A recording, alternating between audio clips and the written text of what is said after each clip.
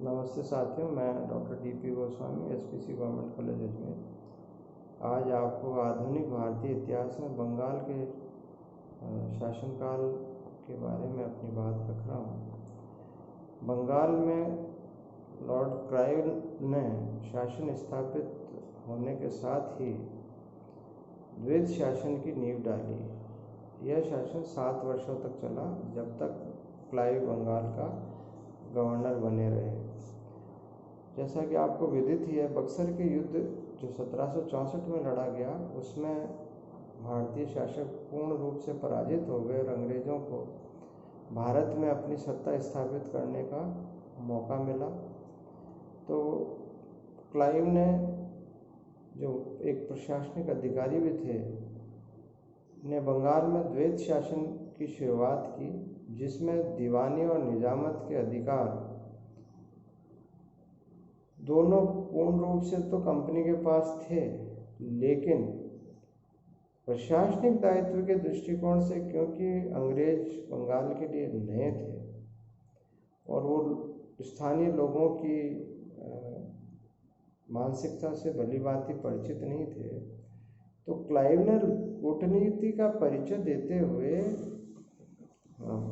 राजस्व और फौजदारी मामलों को दो भागों में बांटते हुए द्वैत शासन को बंगाल में लागू किया,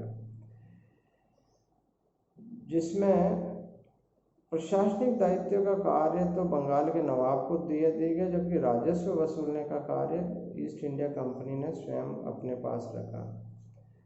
जैसा कि आपको विदित ही है, किसी भी प्रशासन की रीढ़ की हड्डी होता है अर्थ या वित्त। तो वित्तीय शक्ति को अपने अधीनस्थ करना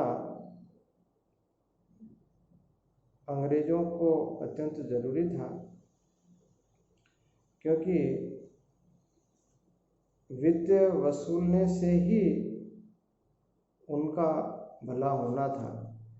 तो क्लाइव ने वित्त वसूलने का या कर वसूलने का अधिकार तो अपने पास रखा था, प्रशासनिक दृष्टिकोण से जो प्रशासन संभालने का मामला था, बंगाल के नवाब को सौंप दिया। क्योंकि उस समय बंगाल का नवाब अवयस्क था, तो उसके स्थान पर एक नायब सूबेदार के पद को सृजित किया गया और उसने बंगाल में फौजदारी मामलों की देख रेख प्रारंभ की।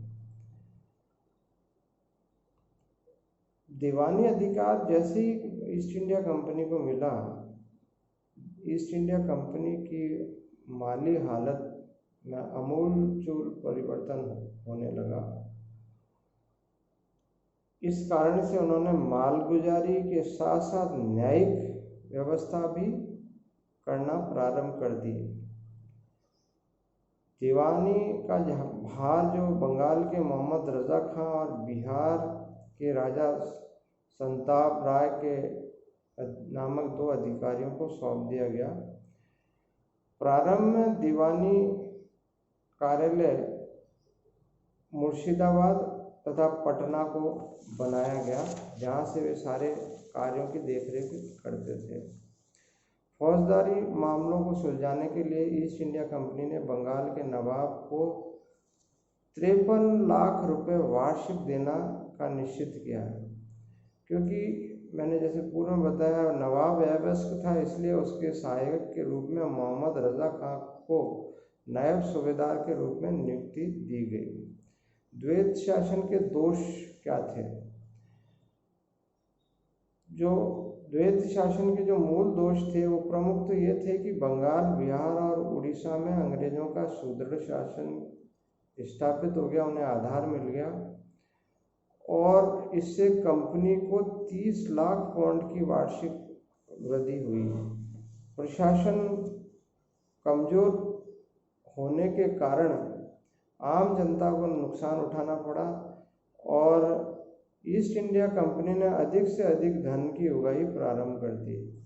इस व्यवस्था से स्थानीय जनता त्रस्त, लाचार और भयग्रस्त हो गई और यहाँ तक कि कृषकों का अमानवीय शोषण प्रारंभ हो गया।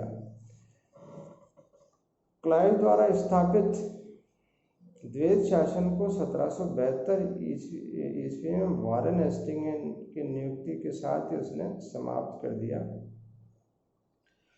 उसने राजस्व वसूलने के लिए समाहर्ता अर्थात कलेक्टर्स की नियुक्ति की, जिनका मूल कार्य राजस्व वसूली था। प्रशासनिक दृष्टिकोण से वारेन हेस्टिंग्स ने कई नए प्रशासनिक व्यवस्थाएं लागू की जो बाद में कालांतर तक चलती रही। उसके कुछ अवशेष तो वर्तमान में भी देखे जा सकते हैं।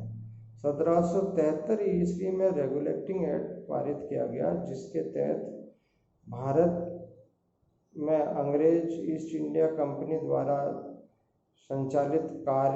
संचालित स्थानों पर गवर्नर जनरल पद को स्थापित किया। इससे पूर्व में वो गवर्नर कहलाते थे। आज बस इतना ही। धन्यवाद।